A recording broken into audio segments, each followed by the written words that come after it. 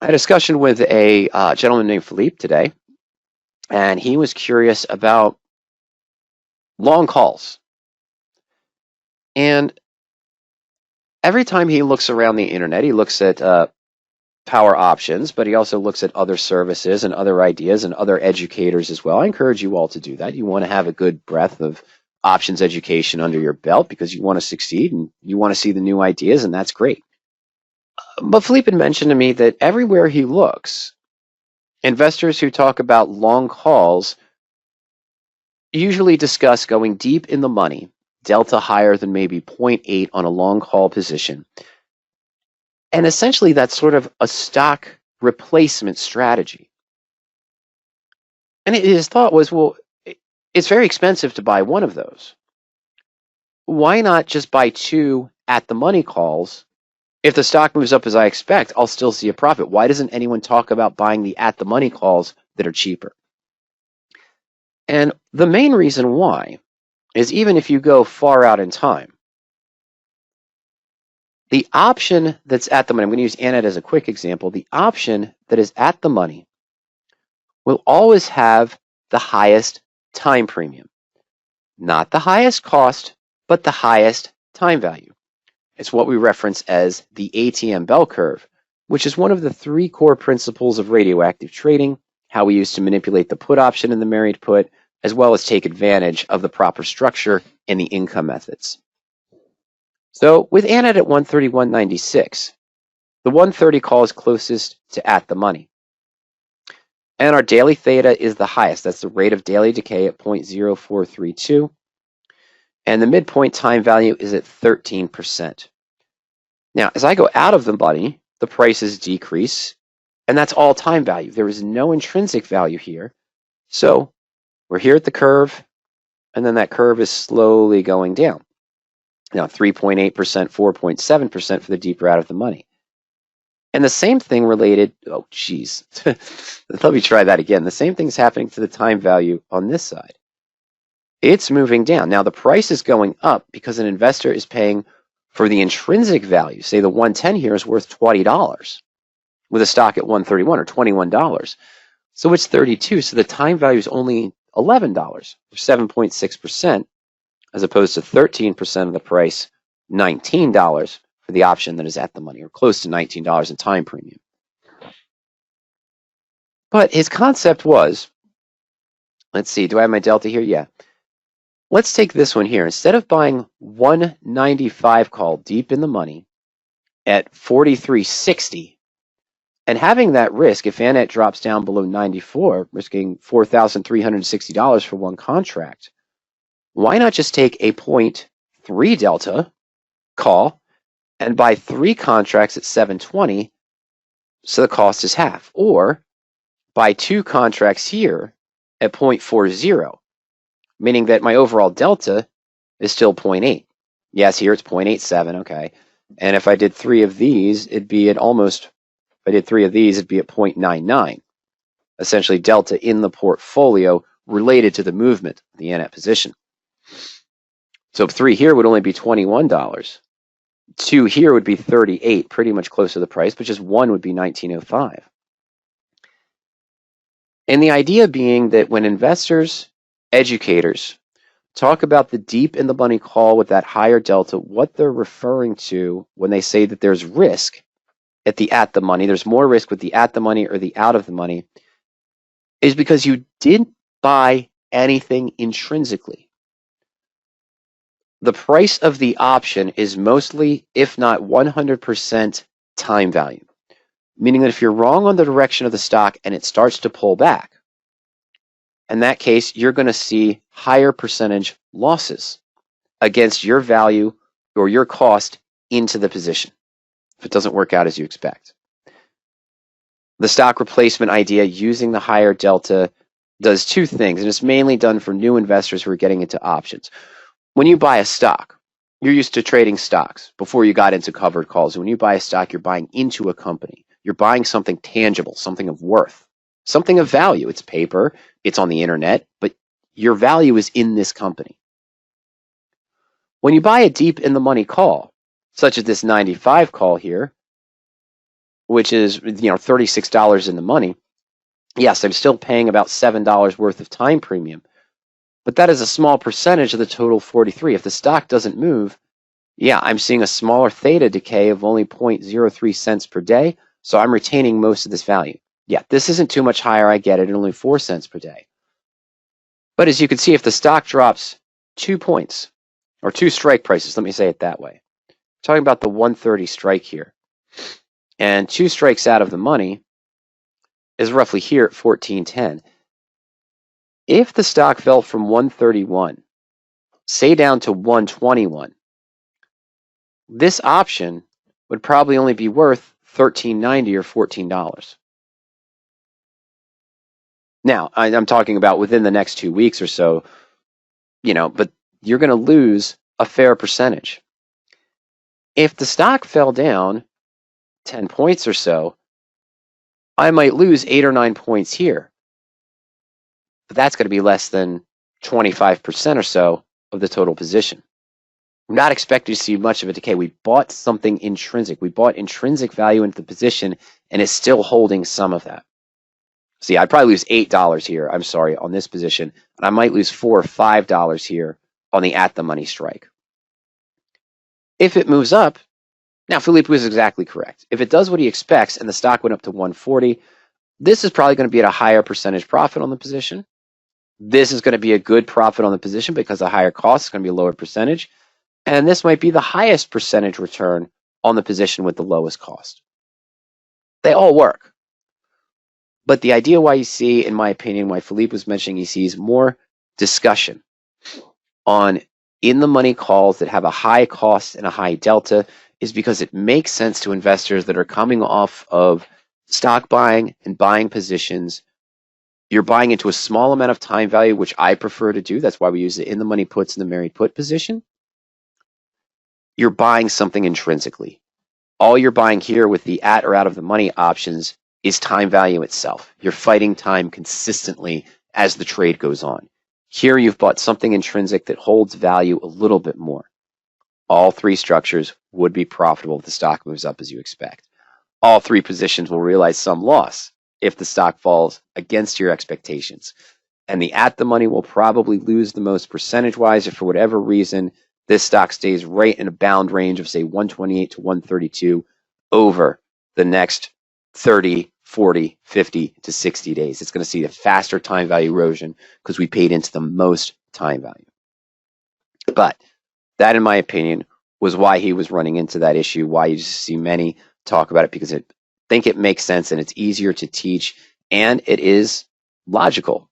We want to pay into that lower time value, the time value decay curve, a second core principle of radioactive trading, but also of all trading. We want to sell here where the time decay is more rapid. We want to buy here further out in time. Now, we're both accomplishing that with these phases, but then you apply the at-the-money bell curve to that as well. I don't want to be buying into the height of the at-the-money bell curve. I want to be buying out on the wings where the time value is lower. And I'd like to have a little bit of intrinsic in there too for that position to know that I'm buying something of worth for the price that I'm paying. I am paying more. I understand. Now, let's take a quick look here. I'm going to go back in time and let me see the Annette chart real quick. As I mentioned, the stock had a move. It had a downward move right when it bottomed out here at about 120. Well, it didn't bottom out at 120. It bottomed way below that. But at 120, when I started to see the MACD, that's when I did my married put adjustment to lower the cost basis. And yeah, we're looking around the 25th, 26th of January, let's call it. Yeah, I'm going to call it the 25th of January. Okay, we're going to look at that time. So let's go to the chain for January 25th.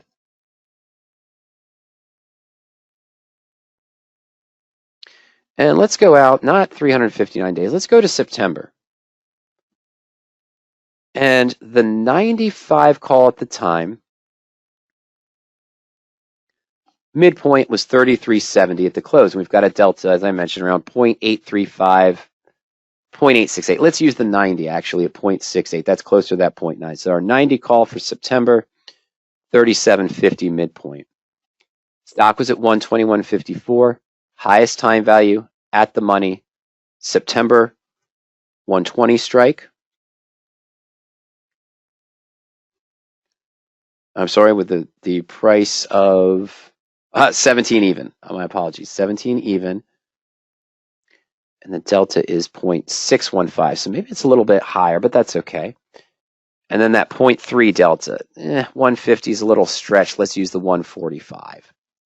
And that's at 650. And that was a delta of 0.347. So I'm not going to go 2 and double this up to a delta of 120. Let's just look at the comparison of one contract, and one contract. Although Phillipe would probably make the argument doing the 0.297 and doing 3, so that these are relatively close. So let me just jot that down, the 150 call at 540. So these are positions where the prices were on January 25th when Annette was trading at 121.50. Now, I'm going to try to go through this very quickly, but we're going to enter in those 4 positions. Let's go into a new portfolio here. Just call it long calls.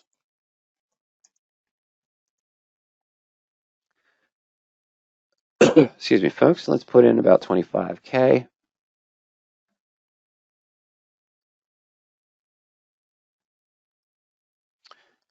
There we go. All right.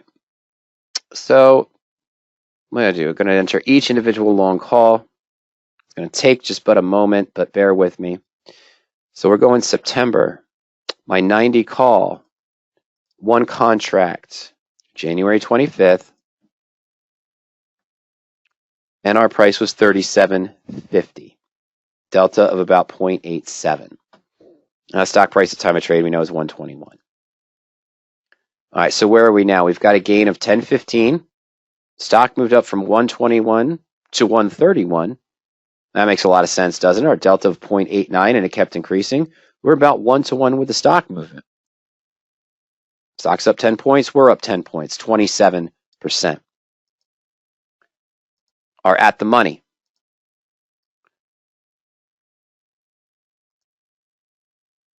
September.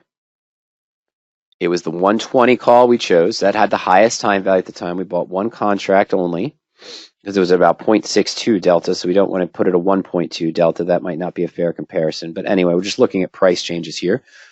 And that was originally at $17. And we know the stock price at the time of trade. And our 120 call has gained $8.05. Not as much monetary profit, but percentage-wise, and this was Phillipe's argument, I don't want to risk $37.50 it moves against me. I'd rather risk maybe half of that and only $17. Now it's up to $25.05. I've got a 47% return with the 8.5% movement in the stock from 121 to 131. And now, of course, the out of the money call. One last one. Let's use the standard out of the money first. And that was our September. We used the 145 at 650. And this is almost at 100% gain. Not close, but it's pretty close. All right. So our out of the money 145 would have cost 650. It's up 555 or 85.4%. Now, again, we're seeing, this I know, and this is just a review though. What do we see with these differences? We're seeing a higher percentage return from the lower cost basis on the position, but a lower monetary return each time. So, what's more important to you? Monetary value return because of your higher delta, or higher percentage return on your trade based on the fact you might have done 2 contracts here? Actually, would take that other last one, the deep out of the money one with below the 0.3 delta, the 0.29 delta. That was our 150 strike on Annette.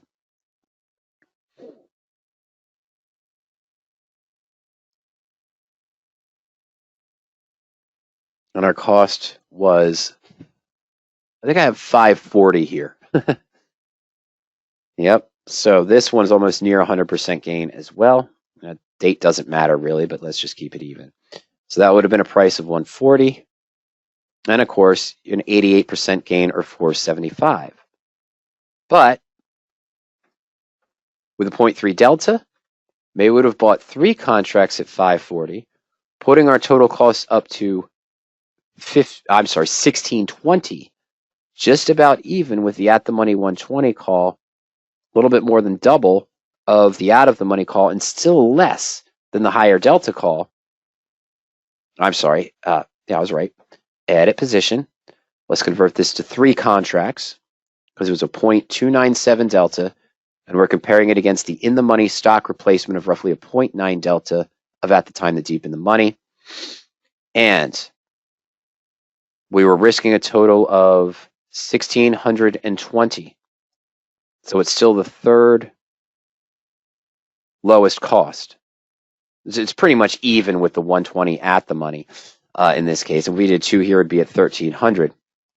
But here at 1620, what do we have? We now have the highest monetary gain and, of course, still the highest percentage gain as well. Why am I going through this whole exercise if I just prove Phillipe's point? Well, because it's important to see that the stock replacement is powerful. Buying a deep in the money call with a high delta gives you close to that one-to-one movement of the stock. You're not worried about a lot of time decay because you're deep in the money. You paid into a lower time premium to begin with. But let's take a look here. We bought this 90 call.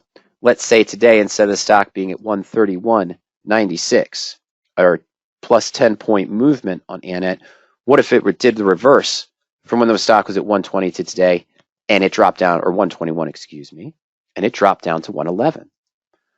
Let's go to the profit and loss chart. Let's put in 111. And let's go to today's date, or tomorrow's date, I should say, Monday's date. And what would we expect? Well, he paid $37.50 for this call. The expected theoretical value would be $29.80, or a loss of $770. Okay, so that's pretty significant decline on the position, right? We're talking about almost a 20%. Ow, sorry, folks, a 20% decline on the trade. Now, what about our at the money? Same scenario. Here we have that cost basis of, so it was $17, but it was nearly all time value. We'll lower the cost to 111 from Monday, just a few days away. And let's calculate that. Now on this one, we paid $17, and we're down close to $500. So, it's pretty high as well, isn't it? We're almost to that 30% range on the position. Let's take the actual numbers here so I have those for you. So our loss of, I'm sure some of you do that. I know some of you guys do this while I'm talking to verify my numbers, but the loss of 770 on our 37.50 cost basis is 20.5% on the option. The at the money position, we lost, okay, let's be real numbers, $487 off of a cost basis of $1,700. That's a 28.6% decline, so a little bit more. Let's take our 2 out of the monies. Now here, the 145 strike. That was the first out of the money. We just used 1 contract again. I'm sorry, profit and loss chart. 111. On Monday the 6th. Okay, so we paid $650 for the trade, and we're going to see a loss of about $215. The value is going to drop down to $435. So a $215 loss on $650. Now you're looking at a 33% loss on the trade. That's almost exact, 33.07. You call it 33.1. We're going to leave it at 33. I'm sorry, folks. There you go. Now, one more time. That 3 contracts at the deep out of the money, third lowest cost basis into the trade, trying to match delta here of 0.99. Once again, stock drops to 111 on Monday. Or it's been dropping, not just one day, but it's been dropping. Instead of the 10 points up we saw on Annette, we see the 10 points down. We paid $16.20. We've lost $591 of $16.20, almost $600, close to it. So $591 and $16.20 for 3 contracts. That's a 36.5% decline. This illustrates essentially, so here's that one, the 215. That's the 215 off the 650 for that first out of the money. And this one here was that 3 contracts that cost us 1620. We're seeing a loss of almost 600 or 591. Okay. Why am I going through this exercise? Because, oh, sorry, folks. We saw here the profits that backed up what Phillipe was saying. I wanted to be honest and show the losses to back up what I was saying. Even though Phillipe's idea was that these, if I only did 2 contracts here of this lower strike out of the money option, or 1 or 2 strikes of the at the money option, I'm carrying a much lower monetary risk in my portfolio. Absolutely true. But if things don't work out as you expected, or the stock continues to stagnate, even if you have a leap option, the losses we saw here in the opposite move, our 90 call was at 20.5%.